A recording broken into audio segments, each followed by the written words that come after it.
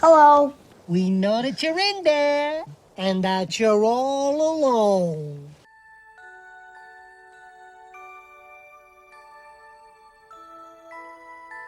This is it. Don't get scared now. So we meet this kid, Kevin McCallister, who's being picked on by his family. He's so little and helpless. They're leaving for Paris in the morning, and they thought it would be a good idea for the whole extended family to stay in one house. And we're shown this by everyone ignoring a random cop standing in the entryway. But who knows who let him in? All kids, no parents. Probably a fancy orphanage.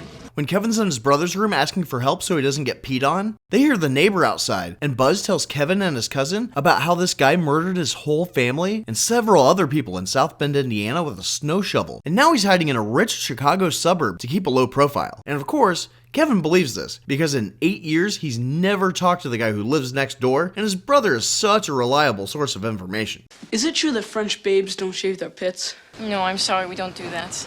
But the pizza guy shows up, and that's when the cop finally gets to talk to Kevin's dad, who tells him how shitty their security is for a house that can sleep 15 people. Oh, yeah, well, we have automatic timers for our lights, locks for our doors. Now, I can understand him being comfortable telling this to a cop, but not a teenager who knows where you live and when you're leaving town. Oh, good, because somebody owes me $122.50. So this takes place way before houses had alarms? Well, the first electromagnetic alarm was invented in 1853, but video surveillance started back in the 60s, so they could do better. That's about as well as anybody can do these days, right?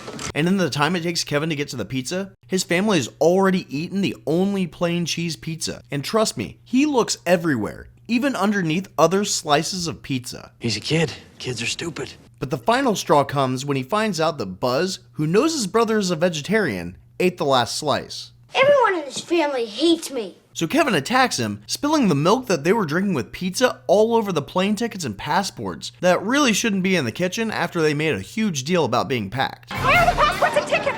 Put them in the microwave to dry them off. So his whole family cries over spilled milk, and they all look at Kevin like he just pooped on the kitchen table. Nice move. And this behavior also leads him to being forced to go to bed alone in the attic. They don't let him eat anything? Well, they ate all of his dinner anyway. What's his mom gonna do, cook? What kind of mother am I?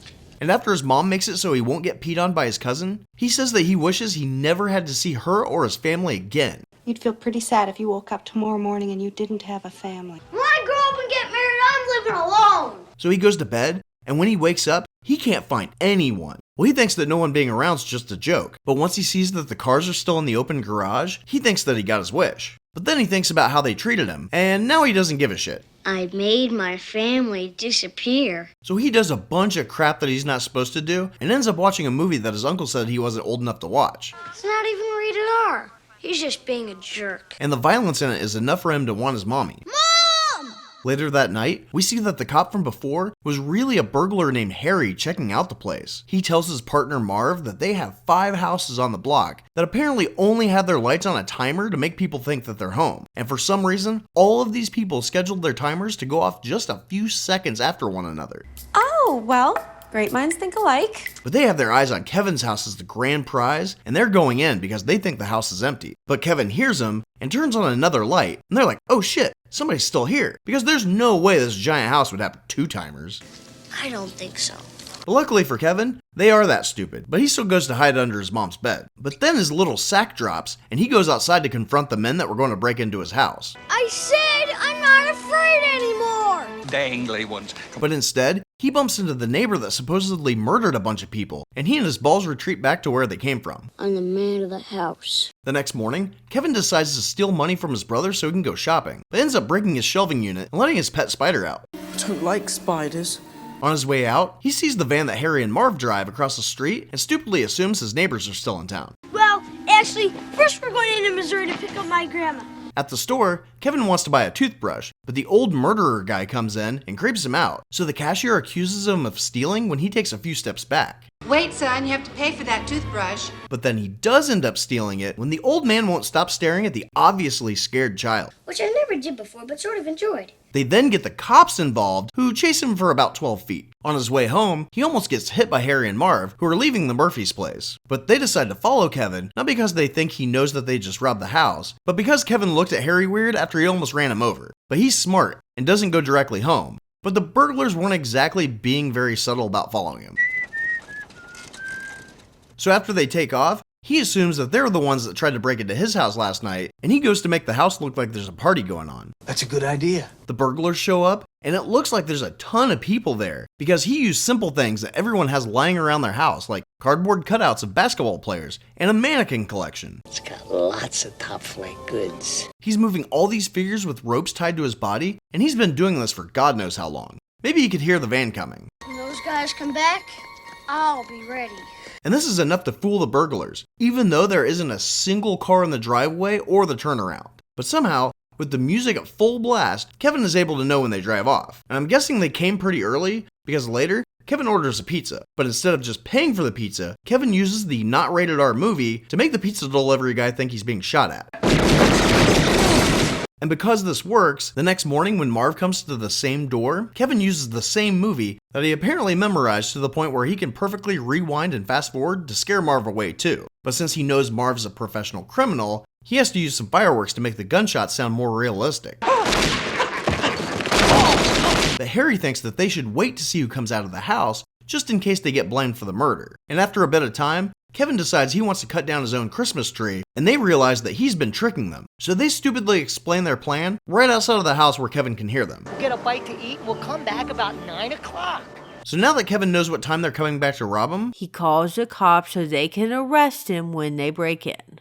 no, he goes to see Santa Claus. And he tells him that he wants his family back. And Santa hears all this and is like, your whole family's gone? Whatever, I'm late for a party. So Kevin then goes to God's house, where there's a full-blown choir performing, but only about 7 people at Mass on Christmas Eve. So obviously this holiday is more popular than Ash Wednesday. Lent starts today. Dude. But one of the people that's there is the scary old neighbor guy. And Kevin's surprised when he doesn't kill him in the church. He's there to see his granddaughter sing, so now Kevin knows he didn't brutally murder his whole family and dissolved their bodies in salt. Oh, that's nice. He tells him that his son doesn't talk to him anymore because they had a fight, and Kevin tells him to call him because he knows what it's like to not have his family around anymore. Or he could, just hang out until he picks his daughter up. But it's now 8 o'clock, and he needs to rush home. He plans on booby-trapping the whole house to keep them from getting in. Kind of like Nancy did when she was trying to get Freddy. And if she could do her house in less than 20 minutes, this 8-year-old can do his huge house in under an hour. I don't know how to pack a suitcase. You're completely helpless. Everyone has to do everything for you.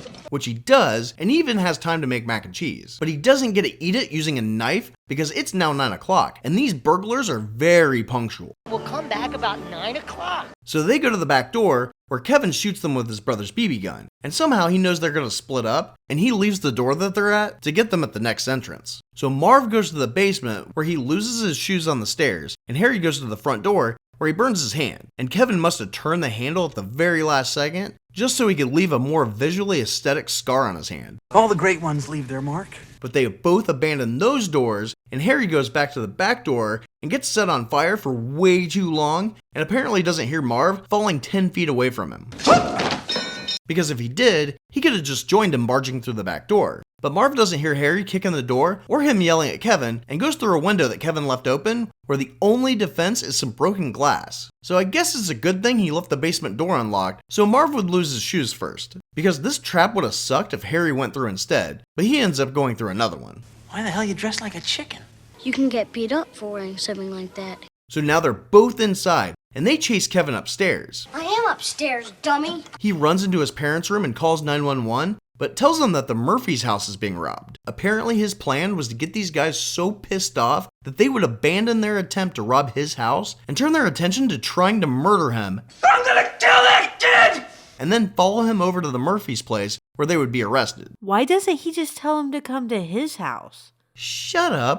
If the cops find out his family isn't there, he'll be sent to social services. So it's easier to just evade 2 adult men that want to kill you when you also have no idea of the police response time. I'll kill him! I'll kill him! But after he makes this call, they almost get him, but he's saved by Buzz's tarantula and Marv's undisclosed arachnophobia. No offense, but aren't you a little old to be afraid? I guess Kevin just forgot about the BB gun he could have just used to hit him with. But he ziplines to his treehouse, but stupidly waits for them to try to climb out, so he can cut the rope. So now they're on the ground when he still needs to climb down the ladder, but he does make it over to the Murphy's place where they catch him and tell him all the awful things they're gonna do to him. And smash his face with an iron! But the old man comes in and beats him with his shovel. They then just leave them unconscious for the cops to find, and the man takes Kevin home, where he evidently didn't think that catching him being assaulted was anything worth mentioning to Kevin's parents, and if he did, and was informed of Kevin's situation, he didn't even think about letting Kevin stay with him. You better run along home where you belong. So the robbers don't even tell the cops what happened to him? It's probably too embarrassing or some shit. But Kevin watches them get arrested and then decides to clean the house. That's right, he cleans everything. The broken glass, the paint cans, the micro machines, even the ice and tar off the stairs. Because this is all gone when he wakes up in the morning and his mom comes in. And he is so happy to see her that he doesn't even care that she hasn't showered in a few days. Then the rest of the family comes in and they're like, "You're not dead. Cool." Did I burn down the joint? I don't think so. It's pretty cool that you didn't burn the place down.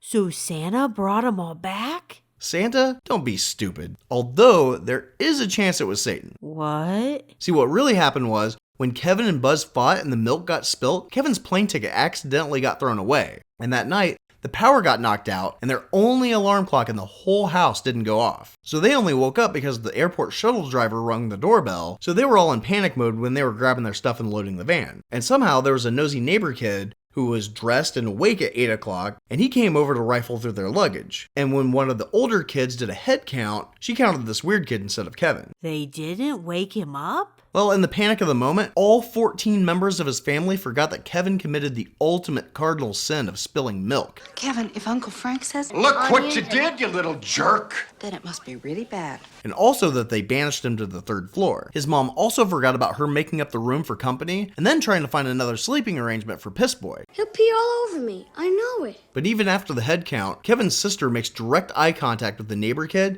and didn't even think anything about it. And then the adults came out after this kid left. And to add to the confusion, the airline that they're on has all the adults in first class, but Wild West seating for the kids and coach. So all the kids are spread out. Well, somehow Kate psychically remembers Kevin, and they try to call to make sure he's okay, but the phones are still out. And when they land, Kate's finally able to get a hold of the police, who send somebody over to the house. But Kevin was too afraid to open the door after the burglars and the potential murderer. And of course, the officer, who was instructed by the homeowner to do a welfare check on a minor, just wrote this whole thing off as a prank, and not an 8-year-old being scared shitless since his family left the country without him. I'm to count their kids again.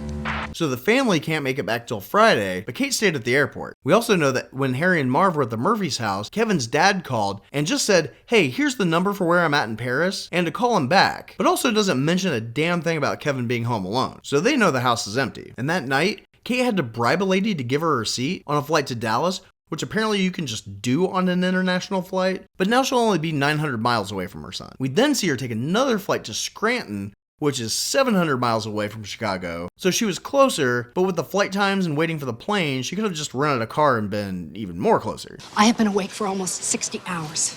I'm tired and I'm dirty. But then she wouldn't have met Gus Polenski, who didn't approach her until she mentions that she would sell her soul to the devil. If I have to sell my soul to the devil himself. Excuse me.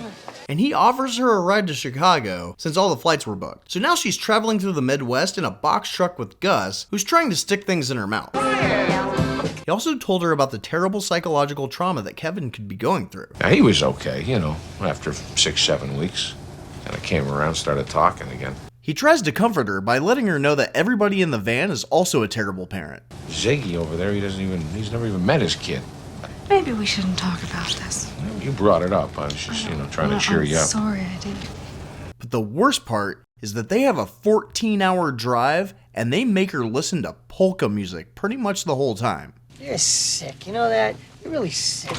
But they drop her off, and then the family comes in because they took the Friday morning flight that she didn't want to wait for. So everyone's home now, and they're happy to see Kevin for about 37 seconds, and then they all disperse. And that's when Kevin looks outside to see the old man reuniting with his family, while Peter finds Harry's gold tooth, and Buzz finds his wrecked bedroom. So obviously he missed a couple things when he was cleaning. Excuse me, pupils, I'm a lot smaller than you. I've never done this once in my whole life. So after all this stuff went down, what I find funny is that other than his mother, this random cashier is the only one who cared that he was home alone. Where's your mom? Where's your father? Where do you live?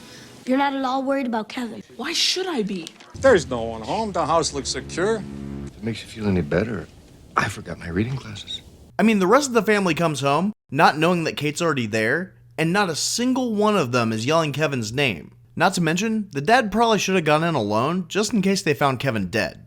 I'm not that lucky. You guys give up, or you're thirsty for more? When's your next video come out? I can't tell you that. Why not? Because you're a stranger. But if you hit subscribe, you won't be. Nice tip. Thanks a lot.